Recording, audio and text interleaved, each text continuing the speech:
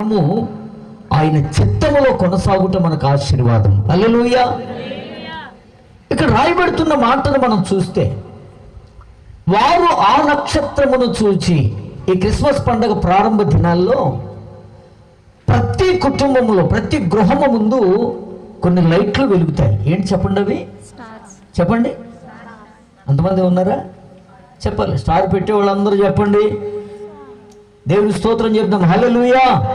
Stars పెడతాం. దేవుని వాక్యంలో ఏమి రాయబడిందంటే, క్రైస్తవుడు లేక దేవుని ప్రజ ఎవరైనా ఒక ప్రశ్న వేస్తే ఆ ప్రశ్నకు మనం ఏం చెప్పాలంట? సమాధానము చెప్పాలి. మనం ఏదైనా ఒక పని చేస్తే ఆ పనికి కారణం ఉండాలి, దాని వెనక ఆంతర్యం ఉండాలి. అది లేకుండా మనం ఏది చేయటానికి వీలు లేదు. దేవుడు ఏది చేసినా దాని వెనక ఒక ఆంతర్యాన్ని ఉంచాడు. తాను చేసిన యావత్తును చూచినప్పుడు అది మంచిదైనట్లుండెను అని రాయబడింది. అట్టి దేవునిని కలిగిన మనము ఏది చేసినా అది మంచిదై ఉండాలి, అది ఒక అర్థం కలిగినదిగా ఉండాలి, పరమార్థమైనదిగా ఉండాలి. కాబట్టి ప్రియ దేవుని బిడ్డలారా, ప్రతి కుటుంబం ముందు క్రిస్మస్ పండుగ రాగానే స్టార్స్ పెడతాం. అసలు ఈ స్టార్ వెనుకున్న ఆంతర్యం ఏంటి? దేవుడు ఎందుకు ఈ స్టార్ అనబడే నక్షత్రాన్ని దేవుడు చేశాడు?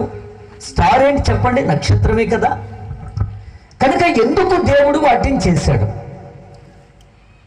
వాటిని చేయటంలో దేవుని ఉద్దేశం ఏంటి? ఆ నక్షత్రం యొక్క లక్షణం ఏంటి? కొన్ని విషయాలు మీ ముందుంచాలని నేను ఆశపడుతున్నాను. పరిశుద్ధ గ్రంథంలో ఒక మాటను మనం చూద్దాం. రేపటి దినం నుండి అందరూ కూడా స్టార్స్ పెడతారు కాబట్టి ఆ నక్షత్రాన్ని ఎందుకు దేవుడు చేశాడు మొదటి విషయాన్ని మనం తెలుసుకుందాం. లేఖన భాగంలోనికి వెళ్దాం. కీర్తనల గ్రంథం 136వ అధ్యాయం.